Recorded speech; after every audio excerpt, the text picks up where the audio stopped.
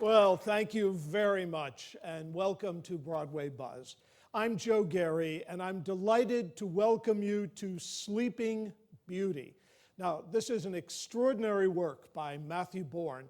Matthew Bournes is probably the most celebrated choreographer of his day. His work is seen in every major dance capital of the world. He has conquered the West End, and he has also conquered Broadway, winning a Tony Award for Best Direction and Best Choreography for Swan Lake. He's an extraordinary artist who not only is a brilliant choreographer, but a brilliant storyteller and director. You're about to see a show that is visually stunning. It integrates set, costumes, it treats space the way a sculptor would. It's visually as devastating as the greatest movie you've ever seen. He's a master, and he's most of all a brilliant storyteller. So what he has done is taken the classic tale of Sleeping Beauty, and he's turned it into a sort of Gothic romance that spans 100 years. And it will incorporate large numbers of dance techniques and ideas, and it's an extraordinary cavalcade of dance and storytelling at its best. It's also a wonderful reminder. You know, we say that dance is the mother of the arts, meaning that long before we had language and long before we had formal storytelling, we had dance. And dance in its simple and most primitive form told a story, created a sense of energy and spectacle and mood through movement. It integrated all of the arts with music, chanting, and then visual storytelling. And in the same way, Matthew Bournes goes back to these ancient roots in dance and is able to vivify a story in an extraordinary way. Okay, let us go back to the legend then of Sleeping Beauty. We know we have large examples, many, many examples of famous people sleeping in legends. There's Brunhilde and there's Rip Van Winkle. But keep in mind, in the story of Sleeping Beauty, I'm going to tell you part of the legend that I'm sure your grandmother didn't tell you when she said, "Once upon a time, long ago and far away, there lived a beautiful princess." And this is, of course, a classic story. A princess, a spell is put on her, she sleeps for 100 years, she's kissed, of course, by a prince, and lives happily ever after. Well, let me give you some variations of this ancient tale. The tale goes all the way back to the Egyptians, it goes all the way back to the Greeks. We see references to it in the major Greek work called the Panchatantra. There are examples in Asian literature of this sort of sleeping beauty. So narcolepsy is really ancient, just so you know. And when you say you have insomnia, you know, this is the reverse of that, so just think of the Sleeping Beauty. But there are parts of the tale that I'm sure you don't know. Keep in mind, in the 17th century, Charles Perrault, who was a French aristocrat, this is a period of tremendous enlightenment in the French culture in the 17th century. The arts are all being cultivated in a very elegant and dignified way, and there's a reverence for great art in this period. But Charles Perrault decided, being one of the great intellectuals and being one of the great aristocrats of his day, he had tremendous power. And he decided one of the greatest gifts he could make to art was to take some of these ancient stories that have been passed on in an oral tradition and writing them down. So literally, we say that Charles Perrault was really the father of the modern fairy tale, and beginning the story with once upon a time, long ago, and far away. And he took the stories of Cinderella, he took the stories of Bluebeard the pirate, he took the stories of Puss in Boots, and most famously, he took the story of Sleeping Beauty and he put it down in a very elegant literary form. Just so you understand how in that period, in the 17th century, the oral tradition was still very popular. So women, French aristocratic women, would meet in a salon And one of the great chic things to do in that period would be for the women to tell famous stories that they had all grown up with, that their mothers had told them, that their grandmothers had told them. But they would tell the story, which would ultimately be known as a fairy tale. They would tell the story and embellish it with elements of their period, their idiom, their time frame, so that it would become a very French story. If the story was told in Germany, the same thing would happen, but it would have a very strong German idiom. So the end result was Charles Perrault borrowed what these women were doing in the salon, telling these very elaborate tales, and he wrote them in a very elegant literary form. It's ironic that all of the stories that he put down have remained our basic fairy tales. Keep in mind, about 150 years later, the brothers Grimm in Germany would take those same stories and they would put them in a German idiom. But we all know the story of Sleeping Beauty. She's somehow pricked and falls asleep and sleeps for 100 years. The prince kisses her and she wakes up and lives happily ever after. But let me tell you other parts of the story that Grandma didn't tell you. There is a version of this story where the princess falls asleep, and while she's asleep, she is raped by a prince. She gives birth to twins, and how she wakes up is one of the twins is suckling on her thumb and pulls out the thorn that was in the thumb that had put her to sleep. When she wakes up, the prince reappears, he kisses her, they fall in love, they marry. But the part of the story you don't know is either, depending the version you hear, either the prince had an ogre mother or an ogre wife who hates the new princess. So when they go to live happily ever after in the prince's kingdom, the ogre mother or the ogre other wife says that she's going to cook the children for dinner, and when that is done, she's going to cook the princess on the next night.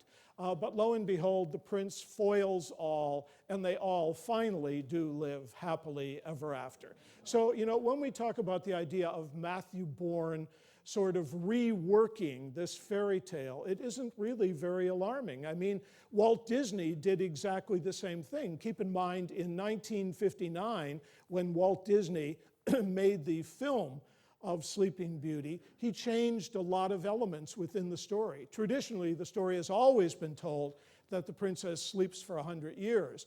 In the Disney story, we don't really know how long it is, but it certainly isn't 100 years. And smartly, Walt Disney puts everyone to sleep so no one gets old and no one changes in the period of time. And also smartly, in the Walt Disney version, he introduces the prince to the story very early on so that we have a buildup of the love story. We don't just suddenly, at the end of this long story, have a prince appear and kiss the Sleeping Beauty and then they live happily ever after. He gives the central characters primary roles, and it becomes one of the definitive ways of telling the story. So what I want you to be aware of is this story has been told in countless ways, in countless cultures.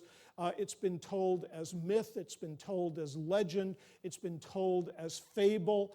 But almost always what all these stories share in common is this sort of sweeping romantic quality of once upon a time, long ago. Romanticism always likes to deal with the exotic or the faraway or lost in time, back in time. It also always loves to deal with the love story, and it deals with good and evil, and it always deals then finally with the idea of happily ever after. And even in the grimmest versions of Sleeping Beauty, finally, happily ever after does win out. So what I want you to be aware of is these stories are in everyone's culture and a part of all of our experiences. And so it's so interesting that Matthew Bourne would take this material and reimagine it in a very special way. But before we get to that, let's go through the rest of the progression. So we know it started as a series of fables or legends, was literally told everywhere in the world. It was Charles Perrault who brought it to the French culture, who elevated it by writing this very elegant prose. and then all of these early editions were beautifully illustrated. So keep in mind, as we grew up hearing these stories, we remembered the visuals, the drawings of the stories, as much as we did the beauty of the language. So Charles Perrault gave us a literary quality to fairy tales that we followed right to the present. Okay, the next major movement in the development of this story is what happened to it in dance and music. And there are a lot of examples of what happened through the 18th and 19th century. A lot of composers developed pieces of music. Poetry was written about the Sleeping Beauty. And then, of course, dances were created about the Sleeping Beauty.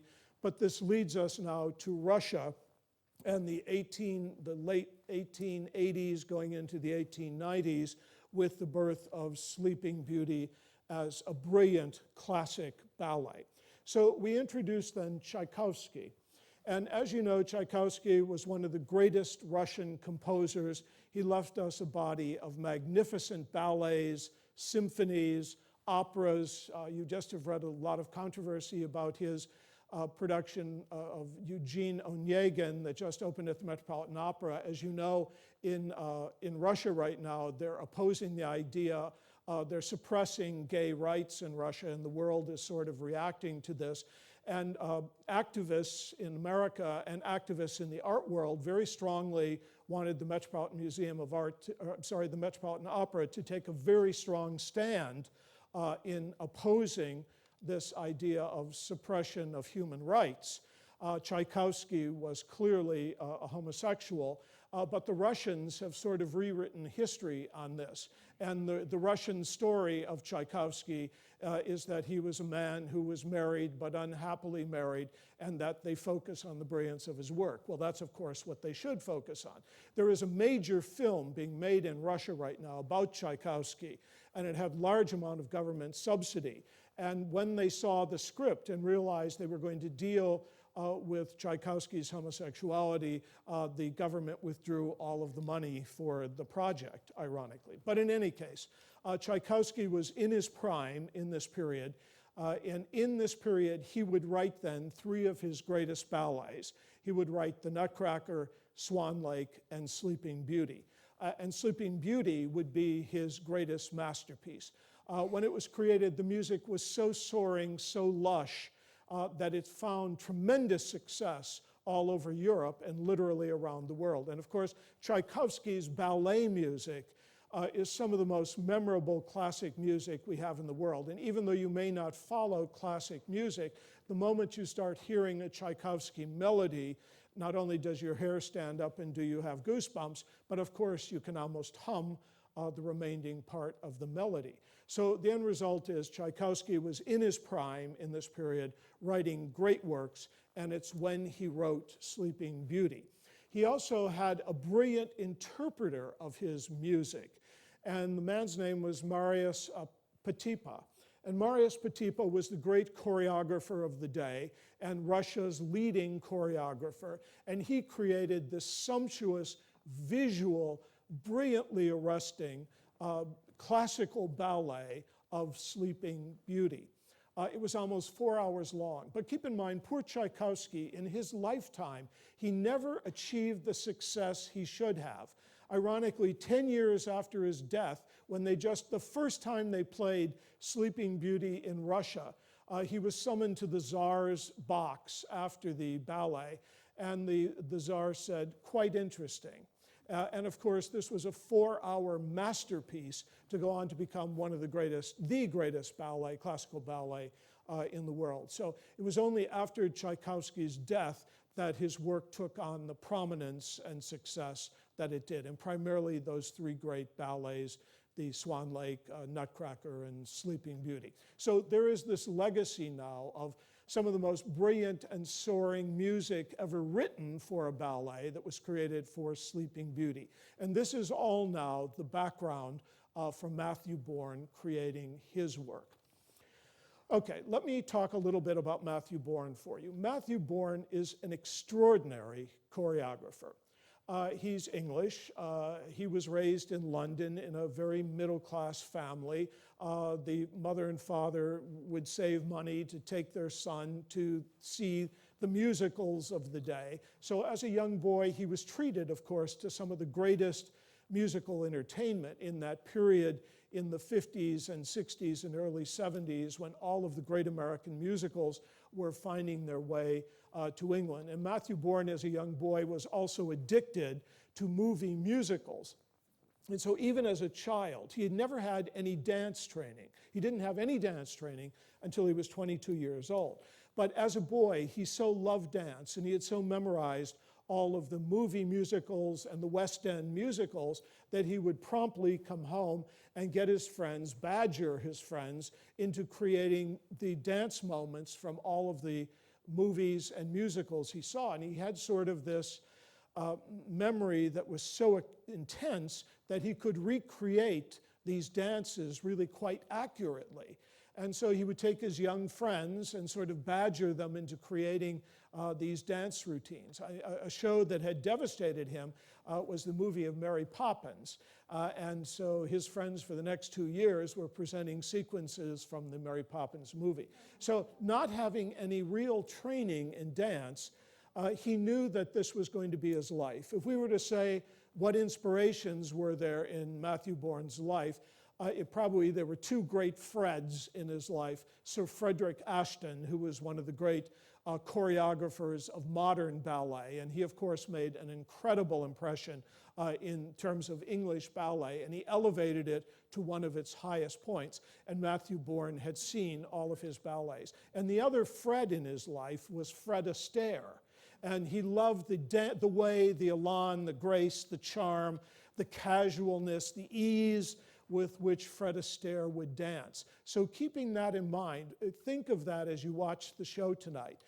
Matthew Bourne will borrow from ballet and borrow from the traditions of ballet in the same elegant and visual way that Sir Frederick Ashton would create all of his ballets. But in the same way, there is a charm, a grace, a sensualness, a casualness, a sexiness to the way he creates sort of modern dance that is very much in the style of Fred Astaire. So it's interesting that this young man who would become the most celebrated choreographer of his day would really have started his life by loving the movies and by loving the Broadway musical.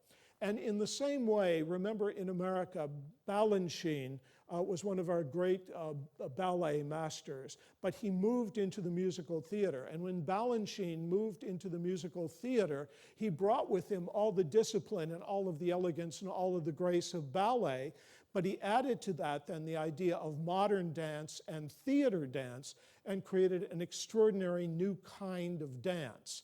And that's really what you're going to be seeing in Matthew Bourne's version of Sleeping Beauty. Now, let me just give you some guidelines for seeing this. One of the things that's very important to realize about Matthew Bourne is that he is a brilliant storyteller. And keep in mind, dance doesn't have the option of speaking to you in language. You know that when we see a musical, we have so many ways of moving the story forward. The language, the dialogue, the lyrics of the song, all of this moves the story forward. But we, of course, remember in great musicals like West Side Story that we'd finally understand the power of dance and the fact that dance could really tell the whole story. In West Side Story, the most exciting moments happen in the dance sequences. And so it's the integration of dance and that soaring music. And so in that same way, that's what's going to propel you through this show, Matthew Bourne's ability to make dance so visual and so visceral for you that the music comes alive in the telling of his tale, in his version of the story. Okay, so let me just give you some background. So Matthew Bourne then started out by really having no significant dance training. He's 22 years old. He's worked in London selling theater tickets. He worked in the bookstore at the National Theatre. He always had to be around the theater and around theater people, but he never found a way of getting in. So finally, friends talked him in to enrolling in a dance school. And it was a 4-year Bachelor of Arts program in dance. This is very unusual in England. In America, we have a lot of university-oriented dance programs, but in England, this is not typical. So he signed up at the Laban School for Dance, and he's 22 years old, never really having any formal dance experience. And in the 4 years, he was taught by a large number of American choreographers living in England in that period. So he was exposed to all of the great contemporary American dance ideas, from Jose Limon to Balanchine, a whole range of ideas in terms of how dance could be executed in a modern way. When he graduated, he was 25 years old, and he started his own company, and they worked sort of out of a little van, and they carried little pieces of scenery around, and there was a small group of dancers performing,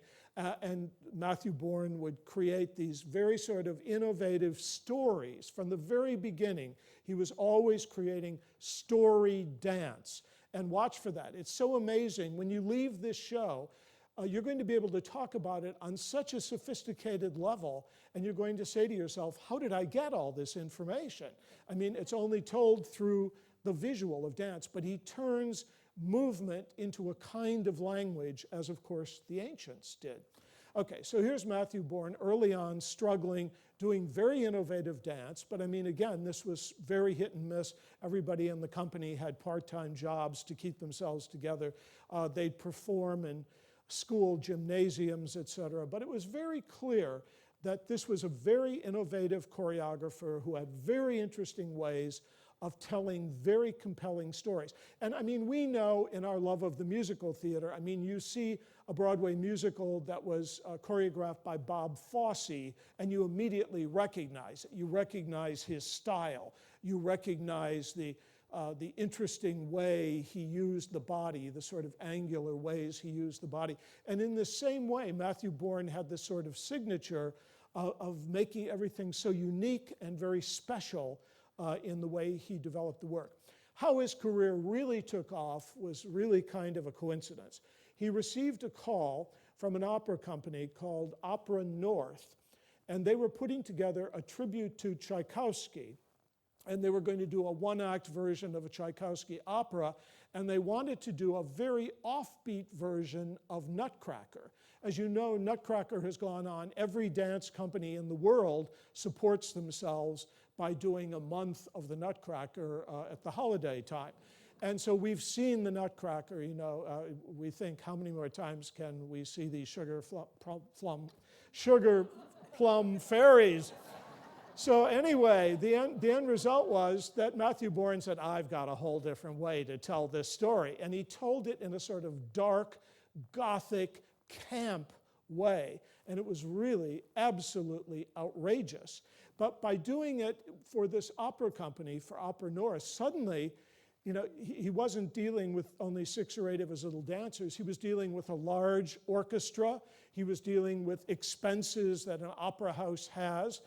He had to be able to work within the framework of this very expensive mechanism, an opera house, and he created this extraordinary, very offbeat, funky, camp version of the Nutcracker that sort of became an instant classic.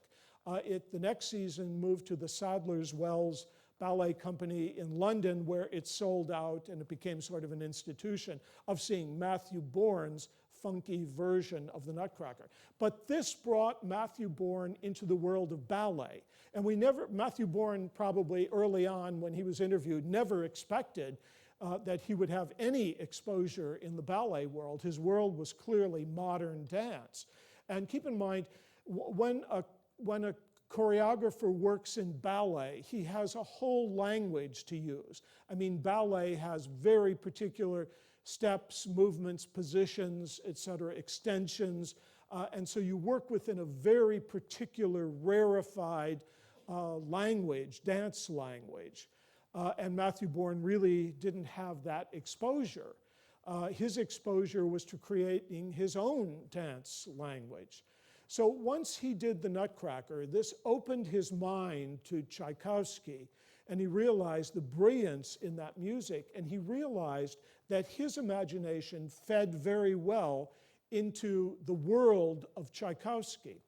And so his next major effort was to mount a production of Swan Lake. And again, Swan Lake is one of the most famous ballets in the world. We know that soaring music, and it's so connected with the visual of beautiful ballerinas in tutus on point, dancing this exquisite dance.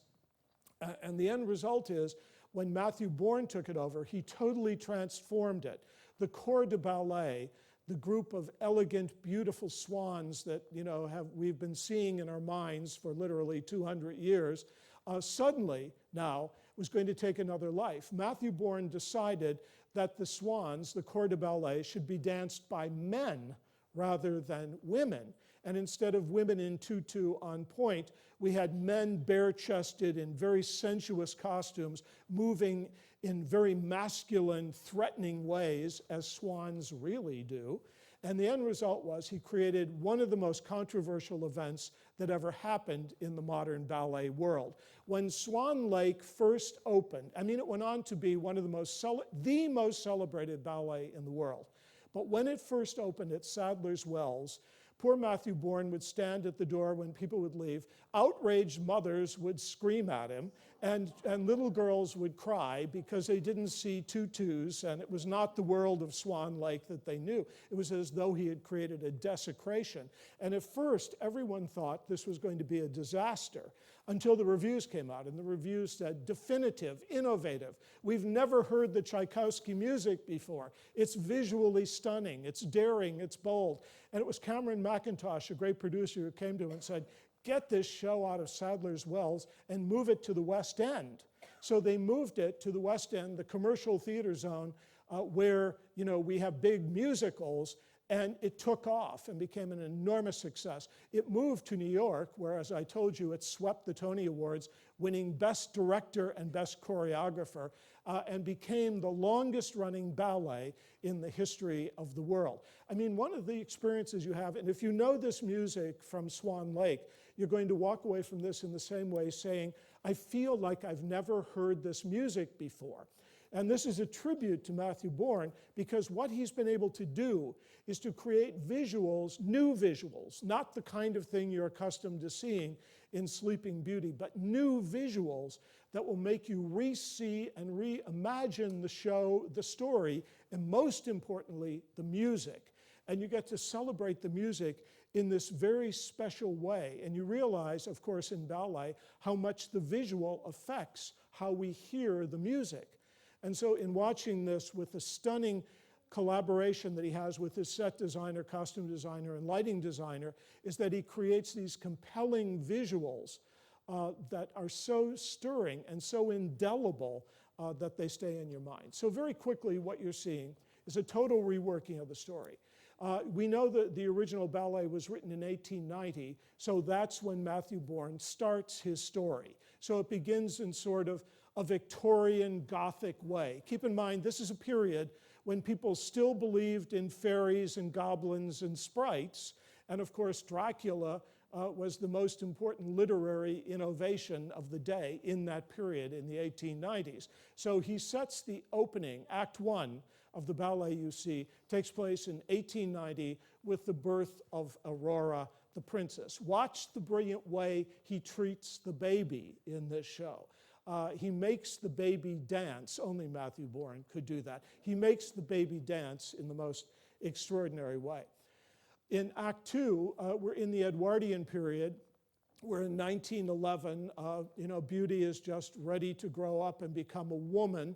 And so we're in this period of high Edwardian elegance, of lawn parties and croquet on the lawn, and this kind of elegance. It's out of a Merchant Ivory film. So the first act is very like the original ballet with all the exotic dancing and the dancing of the fairies and the pas de deux and all of the wonderful combinations of introducing the good fairies, bad fairies, and I might add vampires in this case. So this is a ballet with a bite, I do have to tell you. All right, so in any case, the second act is in the Edwardian period, elegant, beautiful, totally different feeling of dance. This is when waltz is king, and also this is the period when the castles in America were creating the castle walk, and so all of those ideas are used. In the third act, we're into the netherworld, the world of beauty sleeping. This is sort of the Isadora Duncan period. And then finally, the fourth act is the reawakening of beauty, and we're in modern times. So it's an extraordinary work that spans 100 years. It incorporates the best of dance, the best of lighting and scenery. And Matthew Bournes certainly belongs in a Broadway series. As you know, he was the choreographer of Mary Poppins. He did the revival of Oliver and My Fair Lady. He's an extraordinary artist who's comfortable in so many worlds. So you're in for a very special treat, and enjoy the show. Thank you.